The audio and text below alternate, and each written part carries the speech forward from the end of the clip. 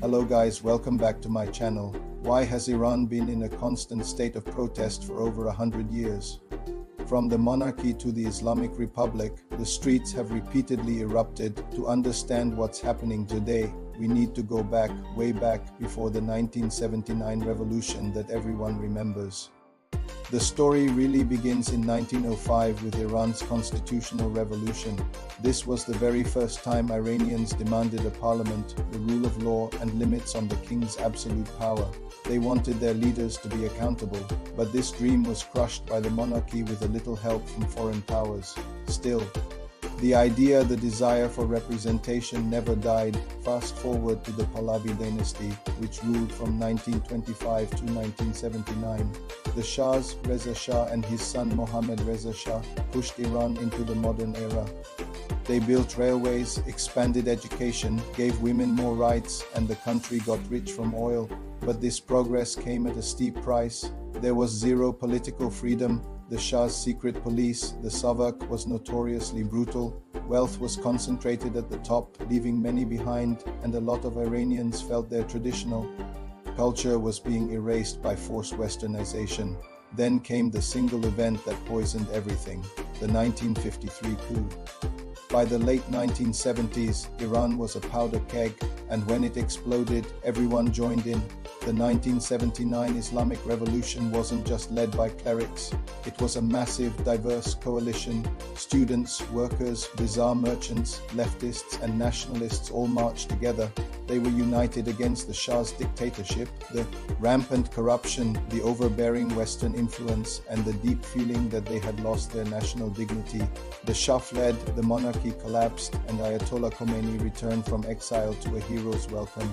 An Islamic Republic was established. It was a genuine revolution against tyranny, but it was not the beginning of a liberal democracy. The first decade of the new republic was about one thing: survival and consolidation. The clerics methodically pushed out their former allies, the secularists, the leftists, and the nationalists. The powerful Islamic Revolutionary Guard Corps, or IRG, was created to protect the new system, and the unique position of the supreme leader was established, holding ultimate authority. Then, from 1980 to 1988, came the devastating Iran-Iraq War. It cost nearly 1 million Iranian lives.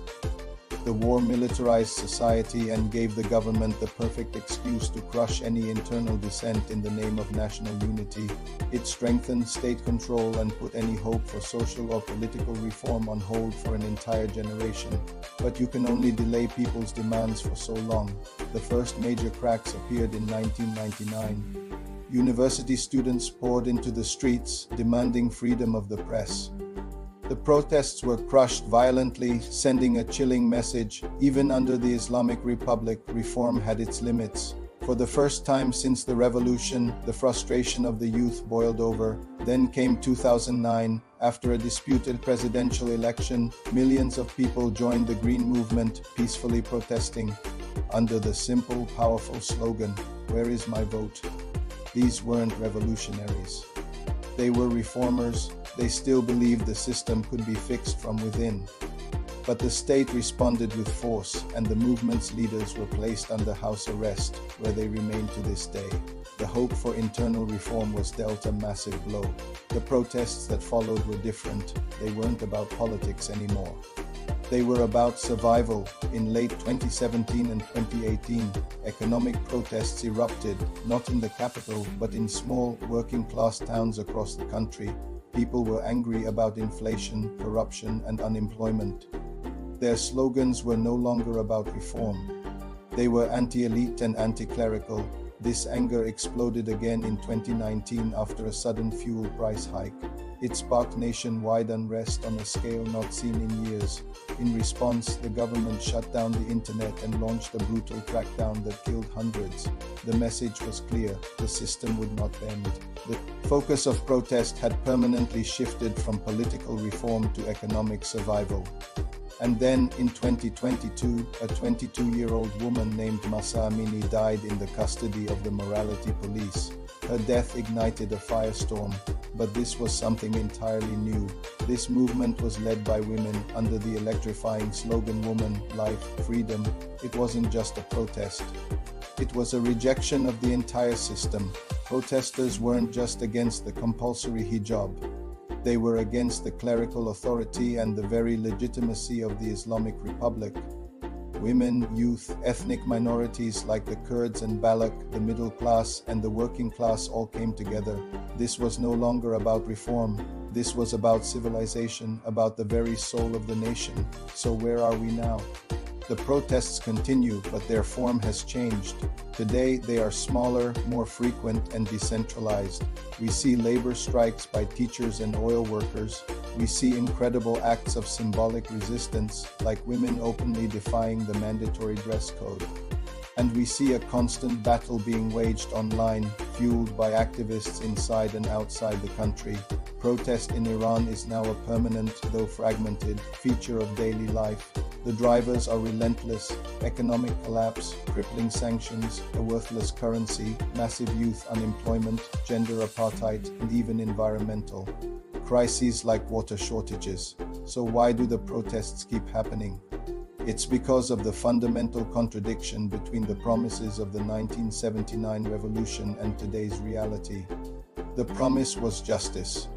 The reality is elite inequality. The promise was dignity. The reality is surveillance. The promise was independence. The reality is isolation. The promise was a moral Islamic society. The reality is a generation that rejects the state's vision. Yet, despite this, the state survives. Why? It has a powerful and loyal security apparatus in the earth. It still gets some oil revenue. The opposition is divided, and there is no unified alternative leader to rally around. And many Iranians, looking at the chaos in countries like Syria and Libya, fear that total collapse could be even worse. The state is brittle, but it is also resilient. Think about what's changed since 1979. Back then, the clergy represented resistance, Islam was a source of hope, and everyone was united against Western influence. Today, the clergy are seen as a corrupt ruling class. Religion has been politicized to the point of exhaustion. And the youth feel completely disconnected from the revolution's old slogans. The children of the revolution are rejecting its legacy. But some things haven't changed: the demand for dignity, the rejection of foreign domination, a deep suspicion of solutions imposed from the outside, and an unshakable sense of national pride. So where is Iran heading? Don't expect a sudden collapse or a quick, clean revolution.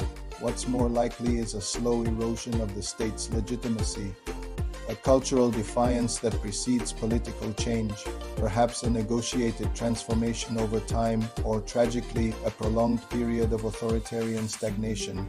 The final truth is this: the Iranian Revolution overthrew a king, but it never solved the fundamental question of who truly holds power. Today's protests are not just about the hijab or elections or the price of bread. They are all part of a single, unresolved question that has been asked since 1905. Can Iranians govern themselves without absolute rulers, whether they are kings or clerics? That question remains unanswered, and until it is, the protests will continue. Thanks for watching.